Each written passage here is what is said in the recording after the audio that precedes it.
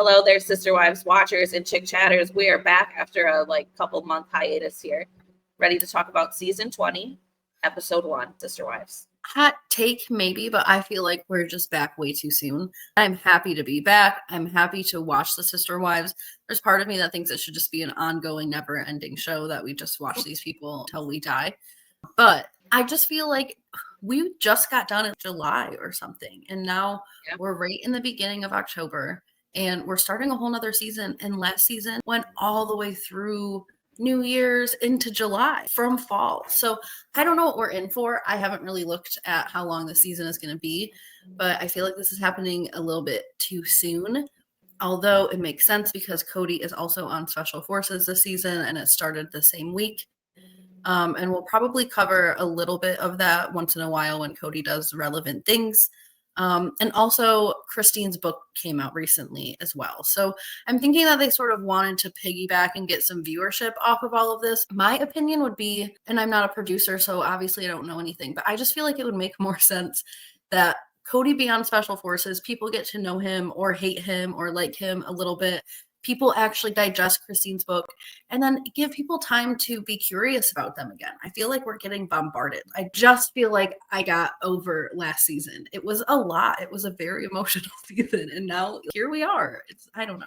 They usually do start up in September, but I think part of it is that they did that break in the spring, which killed us. I think normally they're done in the spring and then we have the whole summer and then we're like, okay, we're ready for Sister Wives again. But they really got us with that break for 4 episodes to come back to. They did, yeah. And I think that they did add a few more episodes than normal because they wanted to do that sort of 3-episode special for Garrison. Understand that it elongated everything, and that's a good point. But yeah, I just feel like we're here. We were just here. I don't know. It feels like deja vu a little bit, but I'm happy to be back. Speaking of deja vu, this whole episode is basically deja vu. It's a rehashing of rehashing. And, in true Sister Wives fashion, right? This whole show is basically a rehashing of rehashing of rehashing. There's always a couple of look back scenes. I'm actually surprised that there wasn't as much rehashing as there usually is. I mean, maybe there's going to be more episodes of that, but sometimes there's so much that it's like, gosh, I could have probably skipped watching the first 12 seasons and just, started there because I feel like I've seen everything in between anyways. We are getting our bearings, as Janelle likes to say, and getting set for the season.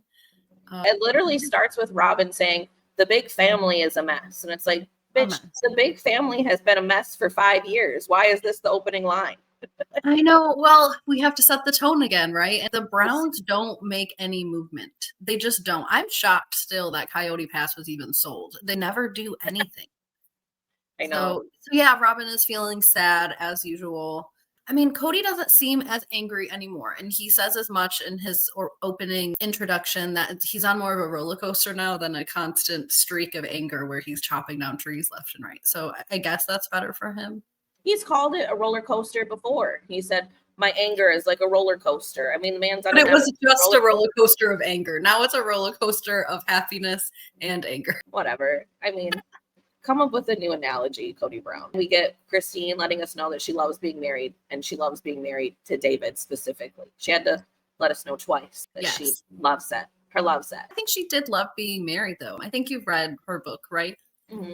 She talks about her marriage pretty positively, even when Kody was bad. I think she really does love to be a wife and to be married, and she loves what all of that means to her. We also skipped over a little bit, but Kody lets us know where he's at the moment with all of the wives. So he says him and Christine only talk when it comes to Truly. He says that him and Janelle are on good terms, which seems like the best terms out of everybody, but he says that they only talk once in a blue moon. However, he talks even less so to Meri, and that those conversations even are difficult and make life difficult. So we're making some Tuscan soup at Christine and David's house, and those two are reflecting on what their marriage has been like over the last year. And there's always been that saying that the first year of marriage is the hardest, and they're saying not so much really for their marriage in particular, but that their life has been challenging over the last year, and the loss of Garrison especially was tough to see. Christine gave him a look when he brought that up. Did you catch that? Yeah, maybe it's just like she wasn't expecting him to get brought up, or she was not really in the space to talk about that. Maybe she still gets emotional, but I think that is the big thing that's happened in their marriage in their first year so far. That's probably been the most emotional. like David said, they are older, so they're just ready to settle down and be together. Whereas like a younger couple who's maybe not even lived together yet might have more issues in the first year. I completely agree. They said it very simply. Neither one of them really cares so much about the little stuff. They have a bigger perspective just because they're older about what's important. And I think that does help make a marriage go well in the older years, as long as your values align and you like each other. I mean, it's not very complicated.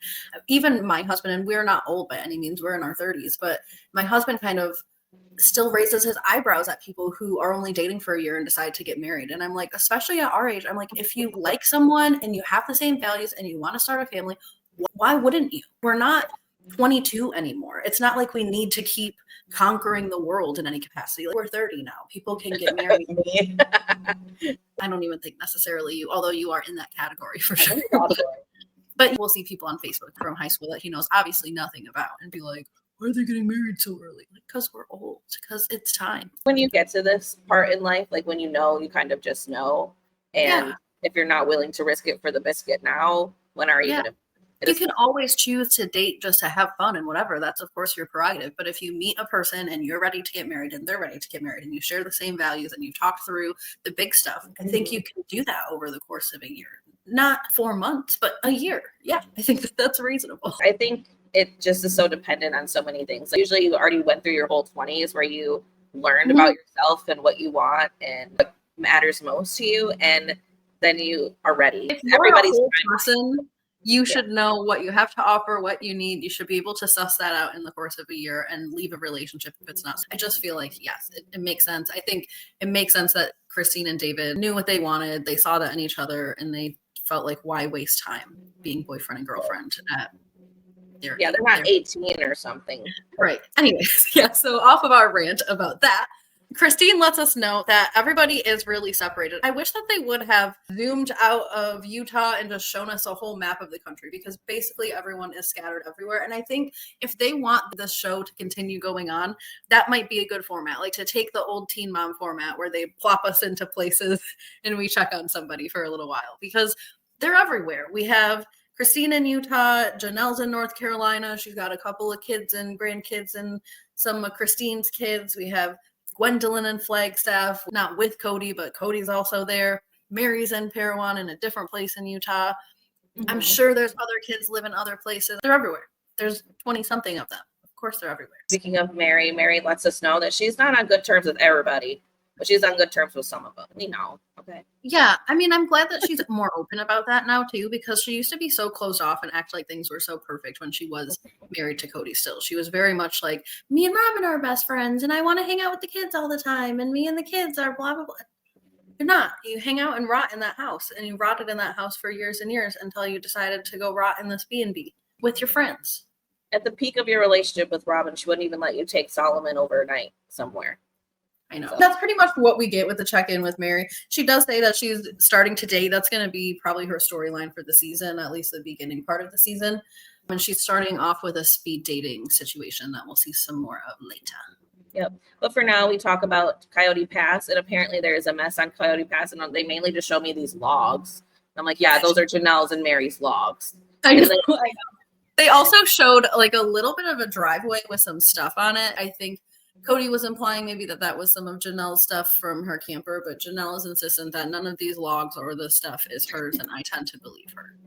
Yeah. I thought it was funny because he's like, they want me to clean up Coyote Pass because they're not going to do it, but it's their stuff. And I'm like, what out there is Meri's? Point to one thing that could be Meri's, because there wasn't an example. Nothing. Not a damn thing. And then it just cuts right to Meri, and Meri's like, yeah, I just want it taken care of. Yeah, she does. And I don't blame her for it. I don't blame Janelle for wanting it taken care of. The man lives a couple of blocks away. They're in different states, and he's right there. I'm sure he could sell whatever Janelle left from the RV. I don't even know if she has that RV anymore. So just sell that stuff, or tell Janelle when she comes back, pick it up. I'll have it at the end of the driveway. Pick it up if you want it. If you don't, I'm getting rid of it. And that's it. Or here's a big idea. Sell the damn lot as is. Just sell it as is with the stuff. Yeah, just say, there's some wood. There's some broken down things. And if you like it, you can hire a garbage truck. Maybe you can negotiate with us on the sale of the price for the garbage truck. Whatever's clever at this point. Robyn has more picnic tables there than anybody, I think. Because the things that they showed of Janelle's were relatively small. Could probably be done in an hour. That is such a good point. Truly the only people who have been hanging out on that land for any span of time over the last 3 years probably has been Kody and Robyn and their family. For their little picnics, their little house projects, anytime they want to film something. Kody and Robyn love to wheel around and get in accidents. I mean, they're there all the time. Just clean some of it up while you're there. Clean up after yourself. Well, they decide to use that as a transition to check on Janelle, and she is over in North Carolina. And obviously, she's just doing this for filming, but Maddie calls her out almost immediately. She's all, "Oh, I'm grandma, so I'm going to make these cinnamon rolls." And Maddie very loudly whispers that she's the one that bought those, and that Janelle just found them in the kitchen and probably was hungry. Well, let her be. I will let her be. I will give her all the grace in the world. They show Janelle a little bit, and she says that she's been trying to meet some people out in the community and things like that. I mean, obviously, I feel sad for her. I can't even imagine what she's going through, but she's all, "Oh, I never thought about living in North Carolina, and it has the 4 seasons. It has everything I need." I mean, Janelle is so simple. She needs nothing, and I just hate seeing her sad because she just doesn't require very much, and it's just hard to see her not make do because she's such a make do kind of person. But how could you do that when you lost your kids? It made me so sad. Right. So, I'm happy to see that she's trying to make friends by going to classes. That's got to still be difficult, especially like the older you are. I think the harder that is. You're in a new state. You don't have the same background as a lot of these people. So yeah, I feel like it's hard. And it's especially hard when you're already going through a loss. As far as going through a loss as well, she also does bring up that she's been in talks with Meri about maybe getting a spiritual divorce. So I'm guessing that that's probably something we are going to see more of. I know that that was in the trailer a little bit too. I think that that process is also beginning. She says that if polygamy were legal, that people probably wouldn't do it anymore if all these women were actually entitled to these men's estates and all of their assets if they were to leave. So she says that they probably should just legalize it and it would go away. And I guess, but taxes would be hell. Yeah, I mean, I'm sure there's a way. You give somebody with 4 wives, like. I mean, I don't think that's a deduction. I don't think you should get rewarded for that. A $25,000 deduction for just being married to one person. If you're married to 4 people, what is that, like $100,000 deduction? That's crazy. I think it's just like you only get one. You get one or none. It's like an on or off. Marriage deduction or not. There's too many logistics other than just like, oh, let's give wives parts of the assets or whatever. That will really show the man. There's just too many other logistics on why it probably isn't legalized. Yeah, imagine if they did it this way. And I know Janelle was working at some point, and so maybe she had insurance, not to be political, but at least the way that it's set up in the United States, imagine one man going to work and paying premiums on his 4 wives, each of them having 1 to 6 kids. It's insane. I think Anne and I have talked to you before. I've been playing The Sims with the sister wives, and I finally have been able to make it so that their family tree looks right with cheats and mods and everything. And man, I click on Kody and it's just like, boop, a list as long as the whole screen of kids. Like, if this was health insurance and life insurance and having to legally split all of these things, there would be no way. But I think that's part of Janelle's point, that it would kind of complicate things enough that people wouldn't do it, that people would not partake. They'll find ways. Look at Seeking Sister Wives. I mean, they've already found a way, right? It's not legal and they're doing it. Did you notice that whenever they talk about Garrison, they play that damn music? Well, it's always like melancholy and sad. It's the same music. I didn't realize it was the same. Yeah, the same music for the last like 3 episodes before this, and then now this. Anytime he's mentioned, it goes into that do do do do. Yeah. Do. It's just like, wow, like I get it, like a sad thing. And I'm not saying to play happy music, but maybe find another sad song. Right. It's the same sad song. That's definitely true. I will say, when I saw this scene at first, I was disappointed because just 3 months ago, when the last season ended, we saw this scene. We didn't see all of the scene, obviously, because we're seeing this. But we saw this scene when Maddie was reacting to Garrison's death another time. And so I am disappointed to see this because I am sure that there are other filler BS things that they are going to waste our time with and show us. Even though this is not a waste of time, I think this scene was great, but it happened at the end of last season. It's happening now. It's clearly the same scene. They're doing the same thing. They're in the same outfit. Her nose is the same shade of red. And rightfully so. She's grieving. It seems like this was probably shot shortly after because she's reflecting on the conversation that she had with Leon about Robyn's kids and about how she would like to have some reconciliation with them. And acknowledging also the part that she played with Kody. But I was sad to see that this is the same scene because I feel like they're going to BS us a lot. And she does get into how she wishes Kody was just present and around for them. Almost similar to when Gwendolyn does her reaction videos and she got emotional seeing how they're for his other kids that he is with Robyn and not them. But it made me think of in Special Forces in the first episode. There is a part where Kody talks about, I just want my kids to see me do this and know that I can do this. I mean, I don't know if you're just talking about Robyn's kids, that you have to be, because if I was you, I would just want my kids to see me in general, see me, speak to me, have a relationship with me. I don't think almost any of these kids even watch you on Special Forces because why would they watch a man who they're angry with, who makes them feel like this? Yeah. Why would they be like, I'm going to watch him on TV? Special Forces, I've watched all the seasons of it. It's always full of celebrities who have to publicly punish themselves in order to regain relevance. And Kody is no different. But I don't think his children are the ones who are going to be watching. This is for the public. This is for Kody Brown's own ego and brain. It is not for your kids. Even the fact that you're saying that this is for your kids is for your own weird ego and brain so that people actually think that you're the father of all these children when in fact we know that you are not. I mean, you were. According to the book, you were great until about 2010 rolled around, and then Well, and I think that that's where all this pain is really coming from when these kids are adults, actually, because they really do have memories in a childhood of their dad being around, and now they themselves are having kids, and where is their dad to be around their kids? I can see why all this pain is really coming up and why it feels like it stings so much right now, even though they're adults. I mean, she has kids now, and she wants to see him around and show up and have him play a part in her life as her dad while she's a mom. Yeah. Unfortunately, her dad is Kody Brown. Very unfortunately. Speaking of Kody Brown, he would love to have healing with every single person he knows, and then he lists his wives.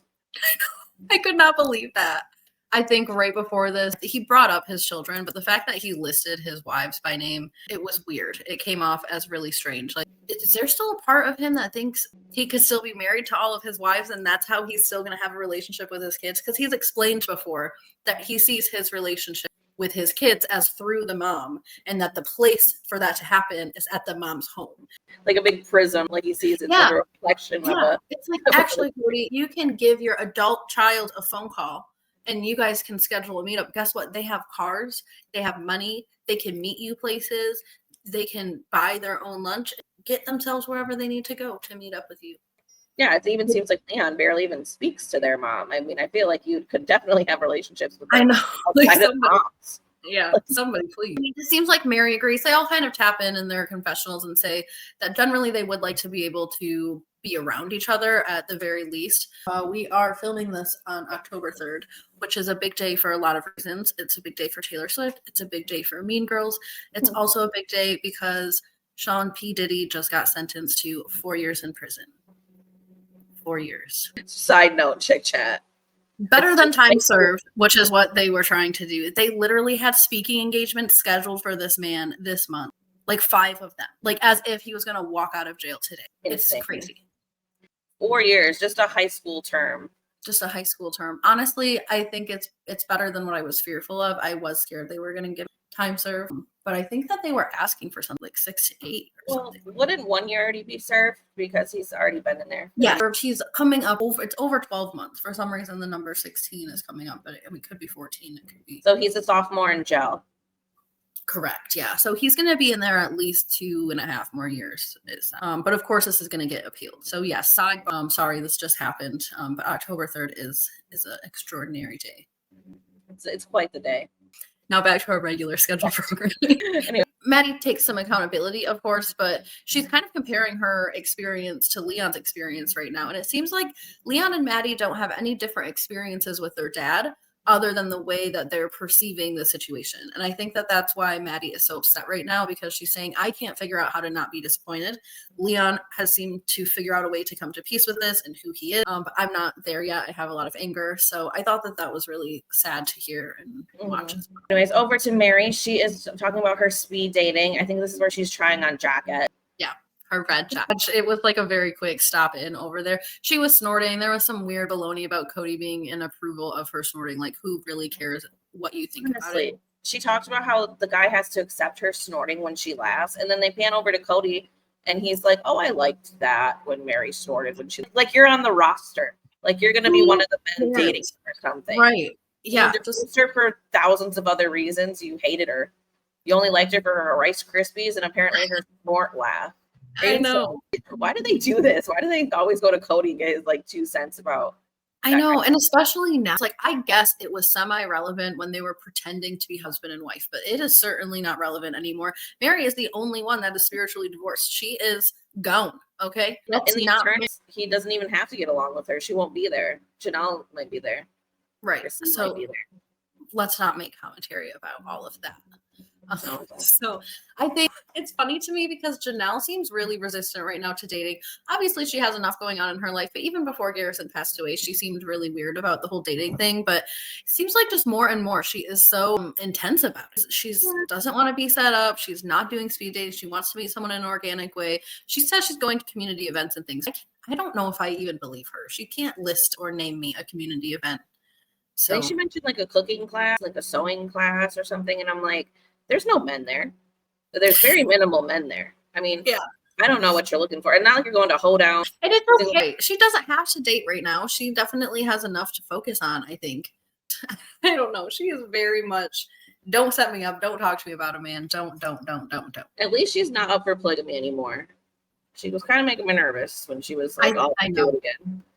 Honestly, she's kind of making me nervous. I know she's not going to do this, but she's kind of making me nervous in the trailer when it's, oh, would you ever consider getting back together with Kody after his stupid made-for-TV apology? I hope that she flips the table and says absolutely not. But I don't know. She kind of makes me a little nervous sometimes.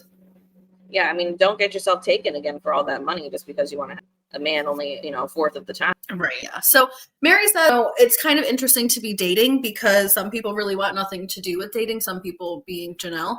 But for her, she thinks that dating is really helping her to learn how to trust herself. And she also gives us her little wish list. She wants a tall man. She wants a man with kind eyes. She wants someone kind and outgoing and confident. She basically wants David. What is mean eyes? For real. I mean, maybe not the opposite of kind eyes, but maybe just even neutral eyes, like dopey eyes, like regular eyes. When you look at somebody and it's like, are you in there? But you want them to have a soul. Okay, I guess, but I mean, I'm not going to speak for her. I don't know, but maybe that's what she means. A lot of people say that, kind eyes. I always kind of raise my eyebrow at that as well. Yeah, I mean, eyes are just little orbs that are stuck in your head. That's what she says in here too. It's like the window to the soul. You can tell so much about looking in someone's eyes. And when I hear that, and maybe you guys drop it in the comments if you have some kind of thing that tells you about people when you look in their eyes. I mean, I know that you can tell when you know somebody a little bit, like if they're effing with you or whatever. But I mean, I don't a bullet point list of information about a human when I look them in the eyes. Do you? I don't get much of nothing. I mean, me neither. Sometimes, like I said, I don't even know if there's a human in there. I'm like, I get more from facial expressions and totally, yeah, body language, tones, definitely tones. Anyway, so we hop back over to Kody. They showed him in the beginning, starting off the morning. He let us know that he's getting the kids ready for school, and Robyn is getting herself involved now. And she lets us all know that she has been nagging Kody so much to see his kids, but he's been asking for space, and it's all on him. It has nothing to do with Robyn. She's not keeping Kody from anybody. She also says that they didn't choose monogamy for the 50th time. It was chosen for them. And this is when Meri chimes in and says, sorry that choosing myself meant that you got monogamy out of it. Because nobody here chose monogamy for Robyn. Kody chose monogamy for Robyn. Yes. And actually, I really liked the way that she said it too, that, she's not willing to stay in a relationship with people that she's really not even in a relationship with, just so that Robyn can walk around and say that she's going to the celestial kingdom. Like, let's not. Well, I mean, Meri was willing to stay in a relationship with somebody when she wasn't in a relationship for a long time. She was. Yes. But she finally hit her limit. Yes. She's entitled to hit her limit. Like you said, she was in that relationship for a really long time. She was available. She was ready to reconnect and do all these things. And Kody did absolutely nothing. for her. Nothing but ate some Rice Krispies and took her to the forest and filmed her with a camera. Took her to the forest and filmed her while telling her, basically, I will never touch you again, kiss you again, look at you again, think of you again. Here, if I wasn't getting paid to be here on these dates with you, I wouldn't be here. Trash. Yeah. Absolute trash. So Robyn tries to convince that she's never been in a relationship like this before, and that life with Kody is completely different than it was. I don't know what she's comparing it to. Kody has always been in her home. She says, sometimes he was over a couple times a week. When? When was he only over a couple times a week? We are in 2025. Maybe this was filmed in 2024. Maybe. Either way. But he has not left your house at least the beginning of 2020. And even then, he was only going to Janelle's house once or twice a week. Nobody else's. He was leaving Christine's house by 6 p.m. whenever he went over there. That's what I'm saying. At what point, Robyn, were you not living this life? Even if you didn't call it monogamy because you think you're still in a plural marriage, at what point was Kody going somewhere else a couple of nights a week? And even before he moved to Flagstaff, everyone was saying that his car was in your driveway, that everyone knew where he was. You had an office for him at your house. He had to tuck the kids in every single night and be up with them every single morning. Truly almost freaking because he couldn't leave your kids. Doing her laundry. Yeah, it's just insane. And I don't know. If I am to believe Robyn, then I am curious that maybe Kody does have another wife already. Because where is he these other 2-3 nights a week that Robyn is claiming that he's gone? Where has he been? Where is he going? He's not going to any of those other wives, at least in the last 6 years. So what do you mean your marriage is different than it's ever been before?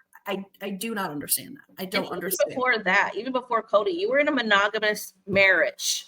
This is not different. You've only lived monogamy. Ever. Even in the plural marriage you entered, you pushed them all out. I do truly think that Robyn is, and this could be a controversial word, but brainwashed about the plural marriage celestial kingdom. That's the only way to get into it. I think that that's why we're seeing her struggle so much about should we get back into it or not. Because I do think that she thinks and that her family is pressuring her based on their beliefs that the only way to the celestial kingdom is to be in this type of situation. Imagine being a Christian and being told you're not going to go to heaven. You're going to do anything in order to do that only saw her dad on the weekends. I know. It makes sense. And then, I wouldn't choose polygamy, and I certainly wouldn't let a religion tell me to do it. If you look back at old seasons, it's mind-blowing to me that some clips have been coming up for me in my reels and stuff. And Robyn was always so quick in the beginning seasons to explain plural marriage. Yeah.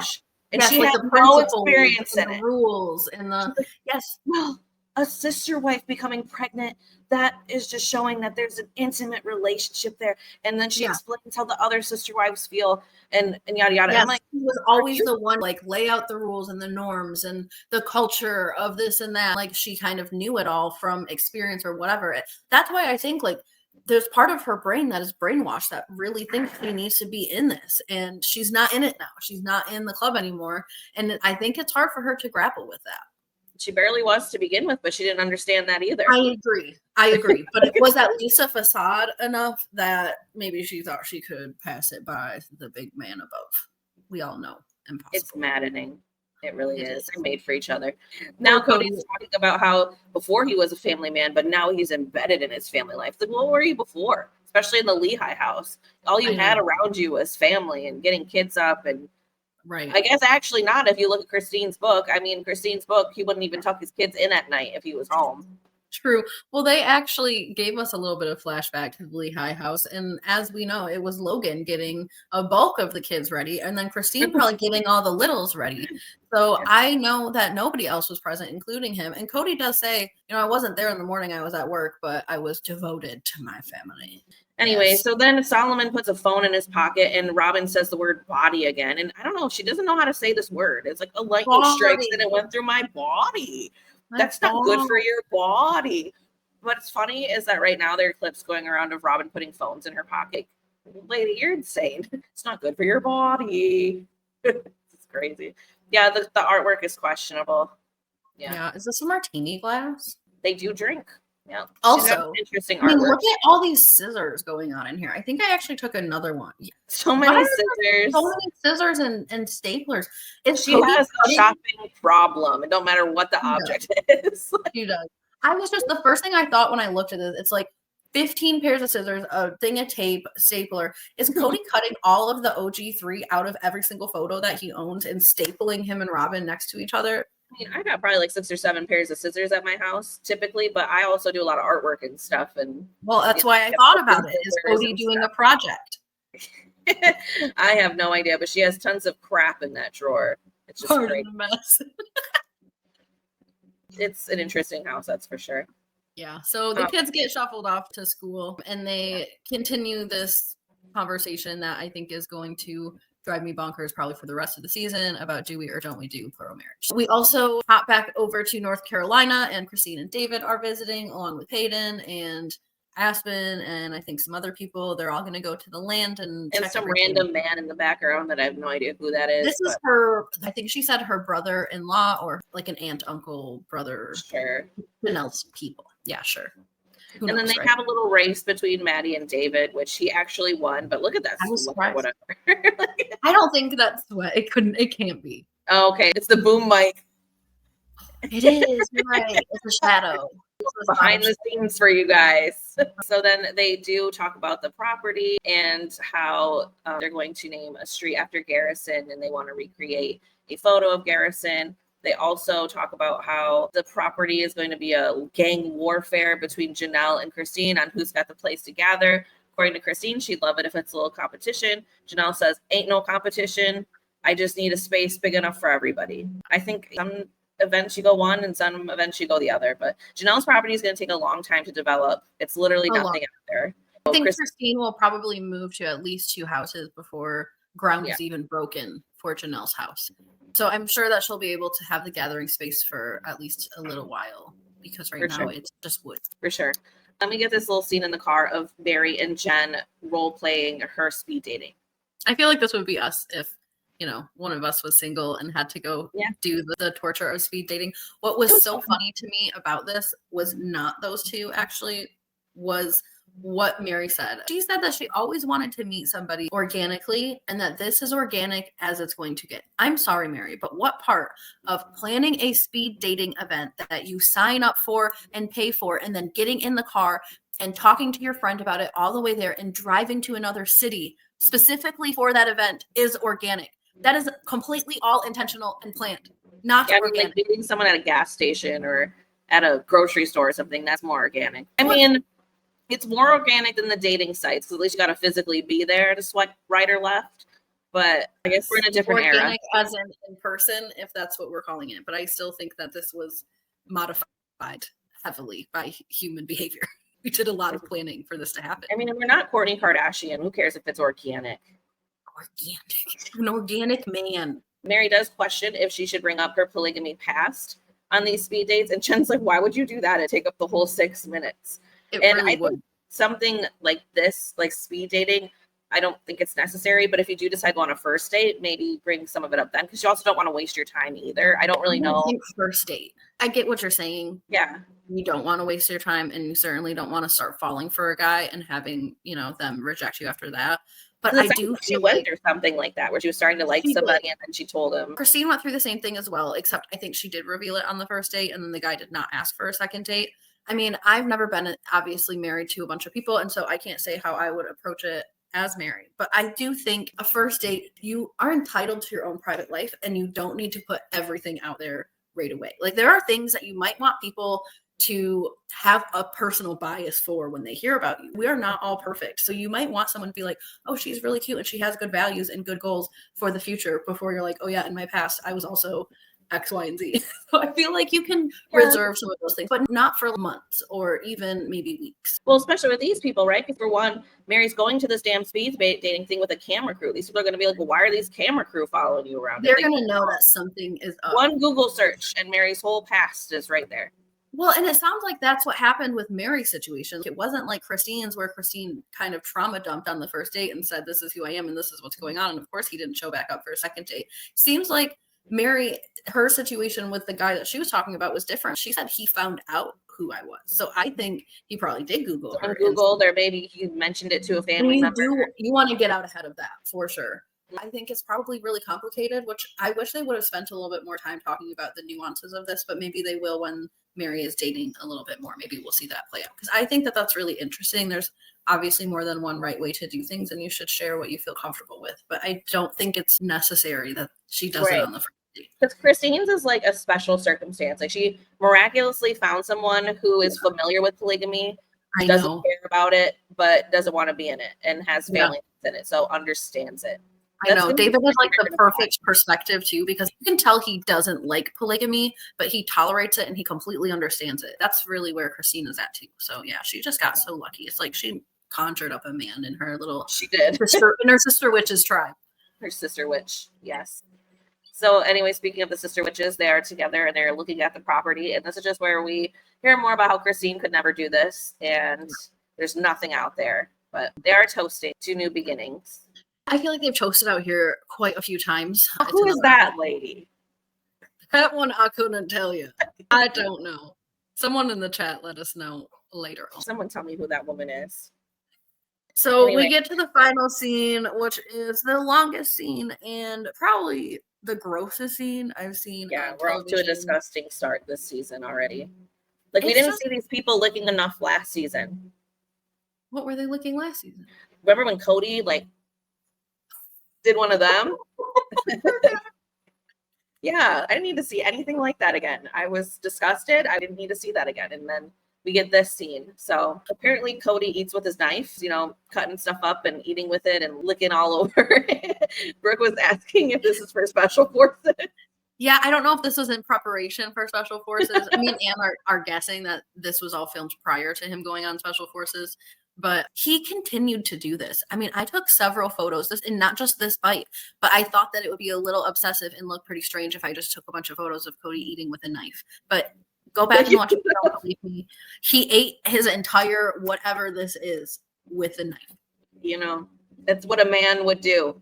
Meanwhile, Robyn's eating a salad, at least what looks to me like a salad, and has a fork and knife. She's double.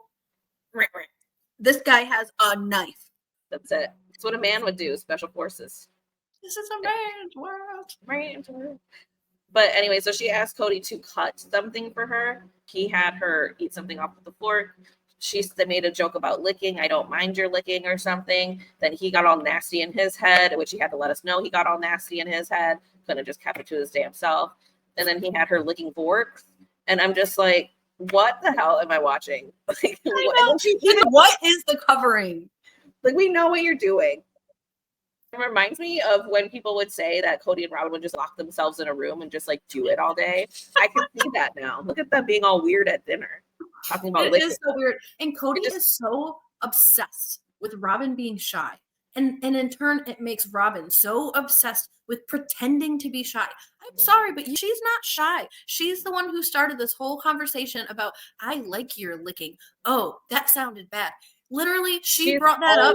It's gross. And she said, I like your licking. Kody didn't respond to that. He was a gentleman. And then when he didn't respond to it, she goes, oh, that sounded bad. Literally inviting a response. You are not shy. You are the Diesel Jeans model that Kody thinks you are. And you are not shy. Stop playing.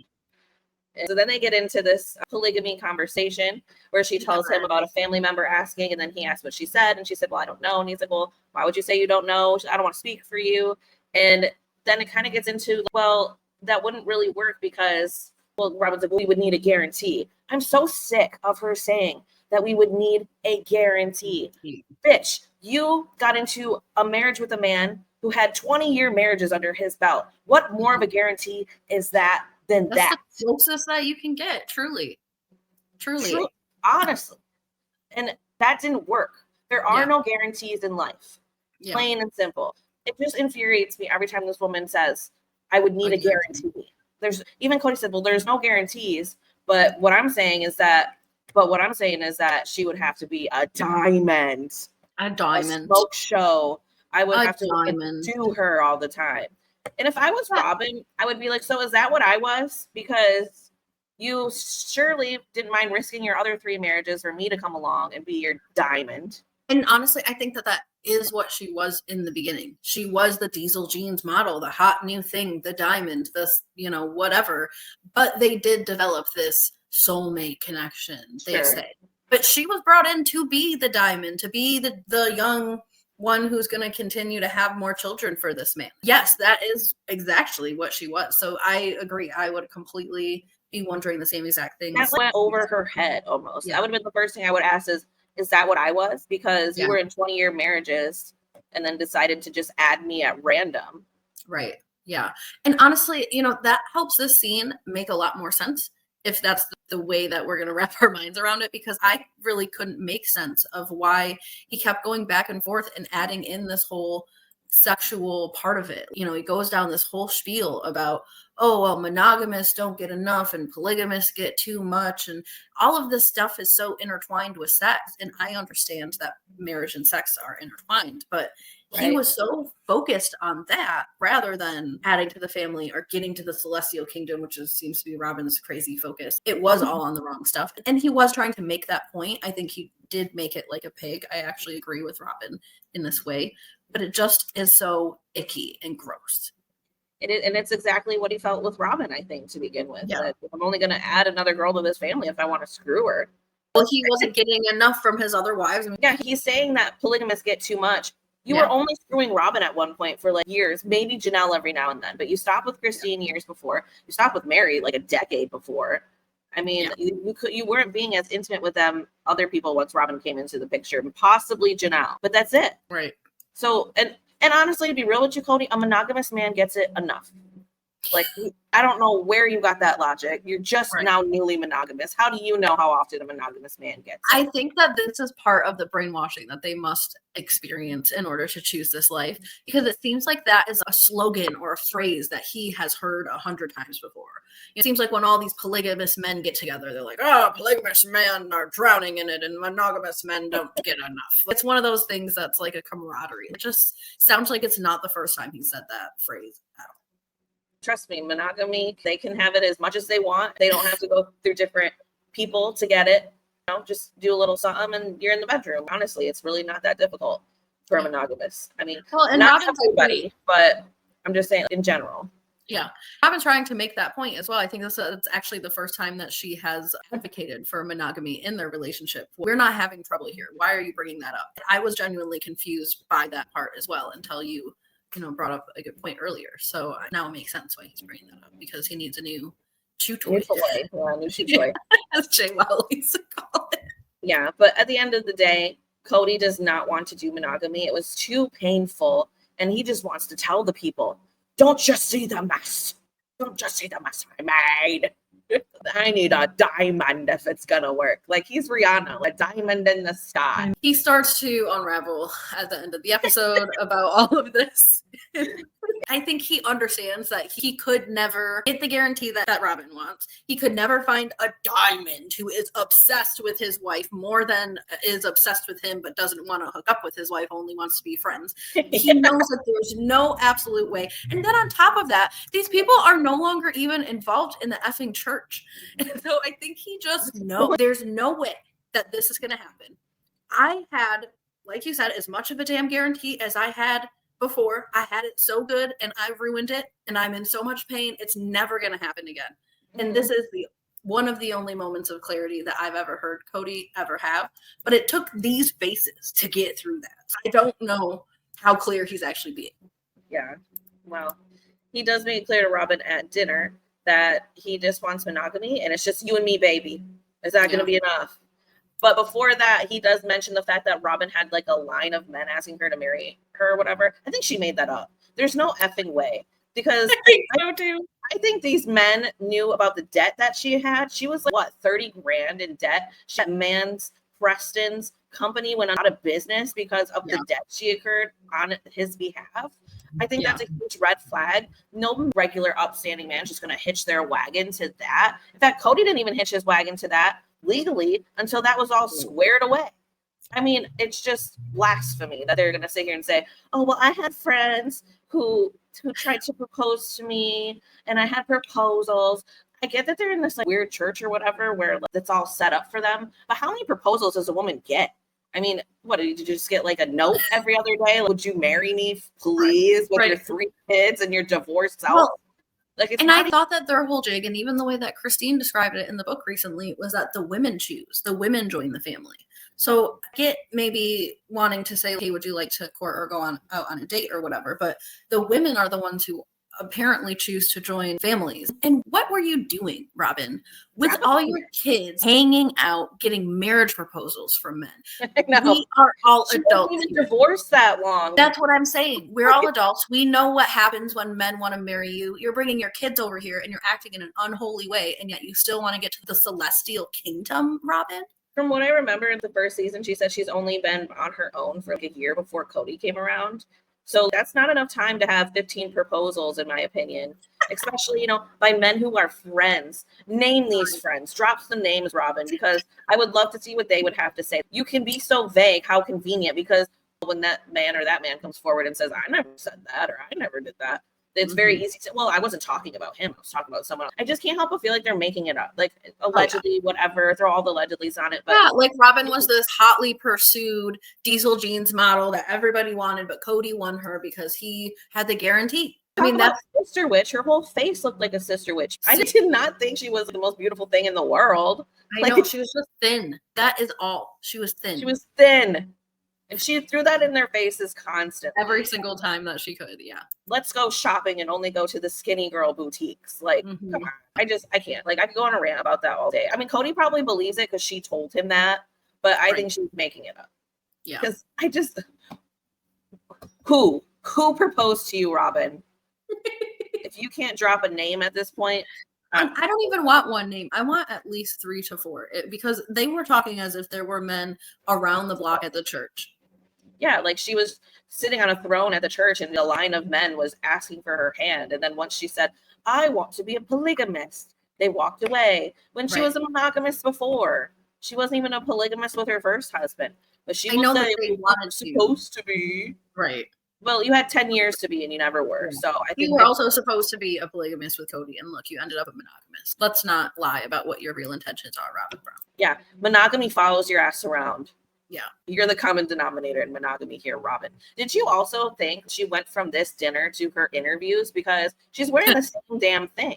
She might have, yeah, it's possible. She's got her makeup all done and everything here, so it's very possible. Good eye. She does look exactly the same. Same everything. Anyway, so she says it sounds good to monogamy, and he's like, well, that's not very reassuring. And she's like, no, sounds good. It's like, bitch, you don't have a choice. This is the frown on her face. That's her smiling. That's her trying to smile. Yeah.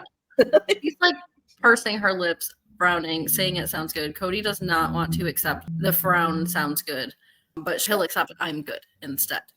So they kiss each other. And that also was a frown kiss. Robyn Frown.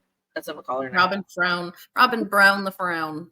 Brown the frown. So she admits to us, because she has to, otherwise we would definitely know she's lying all the time, but she admits to us that it is definitely hard to say that she is a monogamist now, that she's not going to engage in plural marriage anymore. And she lets us in on a little secret that's not a secret, that she is in fact still contemplating whether or not she would like to be involved in plural marriage and still looking for those answers. At this point, wouldn't it just be forced plural? I mean, the man doesn't want to do it. Maybe not with him. Part of me thinks that TLC is maybe onto something here. I could never in a million years see Robyn actually leaving Kody. But if she is as persistent or as brainwashed as part of her acts like she is sometimes, I could see her leaving Kody to be somebody else's 3rd, 4th, 5th, 12th wife. You see, for me, I just think it's all an act for us to kind of keep this storyline going throughout the season. So when they get that weird email later or whatever, like that's a real thing still. But Kody has said multiple times we're in monogamy. Literally, we had the same exact dinner minus a licking last season. We're done here. Like, we don't need to keep going back and forth with, well, I just don't feel right about it. Well, if you didn't feel right about it, then you should have let the man leave your house every now and then, starting in 2013 when he was in your damn driveway every day. You would have participated in plural marriage then. So true. I can't with her. She just infuriates me. I don't know how these women did it with her for all these years and didn't pull her by her hair. I agree, because it's like she preaches this whole idea about really being committed to plural marriage and the principles and the values and the culture and what it's all about. And then the way that she lives is the complete and utter opposite. And it's so mind-boggling. I would probably rip out all her hair and mine if I actually knew her in real life, let alone had to be in a damn plural marriage with her. Oh my God. It's just, yeah. So anyways, something a little less infuriating. Meri is getting her name tag to start her speed dating, and this is kind of where they leave us off on the cliffhanger of how this is going to go. And then, I mean, I don't really think we need to get into the next time because we did a whole video. And I will link it in the description. I will also have it at the end of this video in the little box that you guys can go see of our take of the whole trailer. But they literally showed us the trailer again.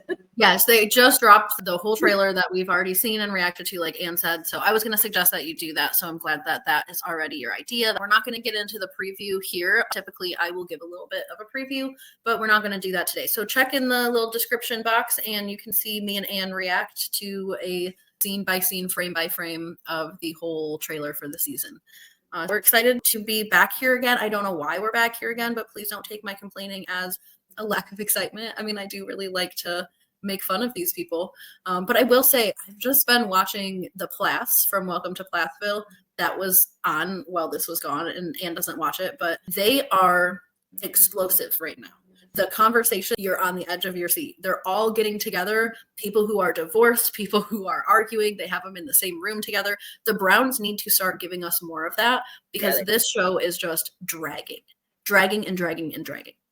We'll do a small Kody's Corner, actually, because on the first episode of Special Forces, he was shown a couple of times. I mean, they don't show him a ton. There's a ton of other people to be following.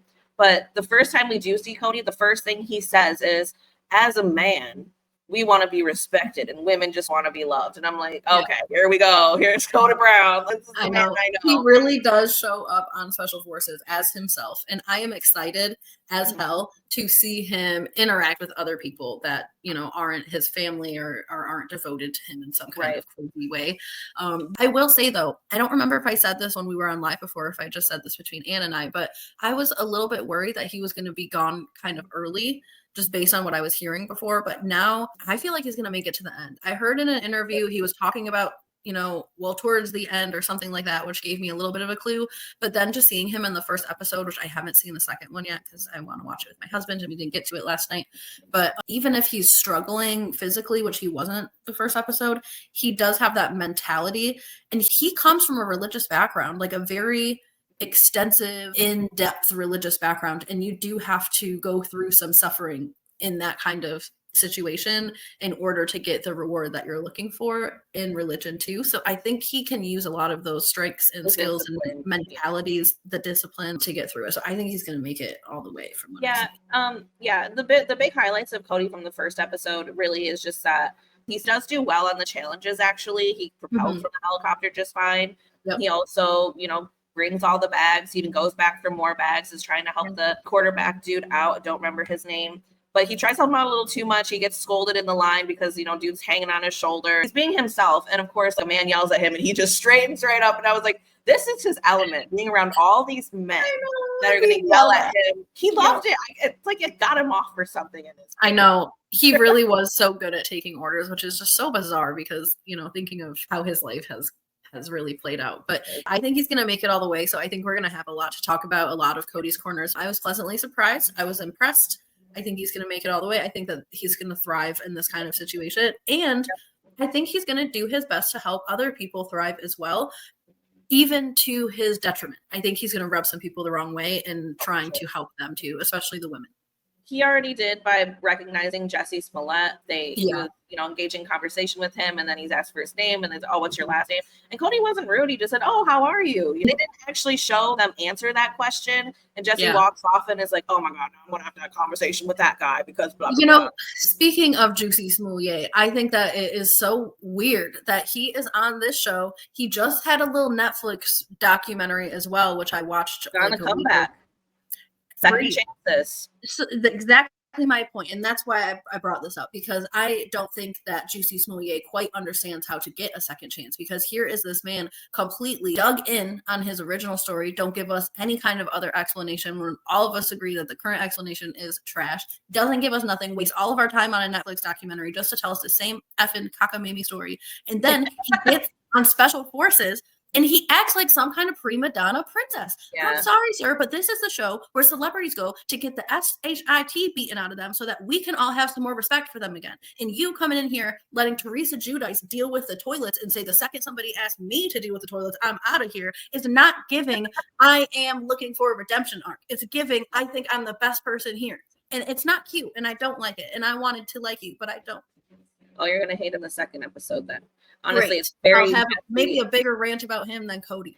Well, honestly, Kody is not heavily featured in the second episode. To be honest, he did okay in the challenges. He didn't pass them both, Right. but he did participate. And that's honestly all we really see of Kody. He doesn't even really have any talking scenes or anything like that in the second episode. So I kind of mention him now because probably, hopefully next episode, we will see a little bit more of that. The funny part that people keep posting online right now is when he's in the car with the quarterback and he's like, oh, well, I hope I didn't rub you the wrong way. You know I love quarterbacks. Like, this man knows anything about what Kody Brown likes. I was dead. I was like, are y'all friends or something? Did you get to know each other at some point in your life? Because I don't even know that you love quarterbacks, and I have been watching your stupid life for the last 20 seasons. Cody is just the beacon of the He-Man club. Like, he just thinks, he loves quarterbacks. He loves manly men. He loves military men. He loves religious men. He wants to prove it to his kids. You know, don't count the old man out. I can do all this. And I wonder if after finishing Special Forces, if he's going to think he's almost better than his sons that are actually in the military or have military experience because he did this intense 10-day thing. This is only a fraction of what Special Forces is actually about. Yeah. So y'all only are in this for 10 days. Like, you can actually handle going into Special Forces and doing this as a thing. If that's the case, Kody should have joined the military if he wanted to be around all these men all the time. And he should have. Maybe that's why he encouraged so many of his sons to do it. Although I think it's because they couldn't afford lives because their parents were stretched so thin. But either way, I think Kody definitely could have. I'm sure that's why a lot of his sons went that way. Yeah, I think he's flourishing with around all these men and stuff. He's not shown much in the second episode. We see him doing things a little bit kind of like montagey, but we don't actually see him get his hair all dirty like he did the first time. People were kind of making fun of the fact that he was just trying to dipping his chin in, but I think they caught on to that, and that's why they forced his head in. It looked like he was in trouble for that. So I think a couple people were doing that and got their head a little muddy. He wasn't the only one. It's just it's funny to see him in this environment, and I'm excited to see the rest of the season and him be in this environment. It's honestly he's better on there than in Sister Wives. Maybe it's because there's so many other people that they got to get through their interviews and stuff. Because when he's in an interview, he says something stupid. Yeah. He's been doing that for 20 years. So I'm excited for whenever they take him aside. They almost do it to every castmate unless they leave, you know, really early. So I'm excited for when they, you know, pretend to kidnap him and take him in the little room and ask him about all of his wives. I want to know what he has to say for himself. There is a funny little tidbit of this teaser for the third episode where they are trying to walk on a ladder that's kind of going between two buildings, and the guy on the other side is looking at Kody, like, because Cody's on the ladder trying to do the challenge, and one of the staff sergeants is like, pretend I'm one of your wives, or pretend one of your wives is over on the other side. And I'm like, do you guys not know? Like, only got they actually, I will say, I mean, I don't know if this is just for the show, but a lot of the people in the past that were, you know, semi-well-known, even had some recent drama. They had the Scandival guy on there, I think last season, and they had absolutely no idea who that guy was. They pull up their computers and look them up online a little bit, and I'm sure all that's for production as well. But I think that some of those guys really don't know who they are, because obviously he wouldn't have said that to Kody, because Cody would have turned around and ran the other way. Out of wives, he's only got one left. Or jumped off of the damn thing. Without like, if this was anybody but Robyn on the other side, I think Cody would be going the opposite way. Yeah, including his children. So. Sadly. Anyways, thank you guys for joining us, and we look forward to also including these little Kody's Corners into the end of our Sister Wives videos. Yeah. He's got a small presence on Special Forces, and maybe next time, if he's not so heavily mentioned, we can kind of go into some of his interviews for Special Forces, because those have been interesting. I'm not going to lie. If he does anything substantial on the third episode, we will bring it up on the next Kody's Corner. Yes, join us. We're happy to be back with Sister Wives. We're happy to see Kody on Special Forces for however long he lasts. We will be talking about that man. So don't forget to subscribe. We are back for the season, so please resubscribe if you left us, or join us for the first time so that you can catch all the content.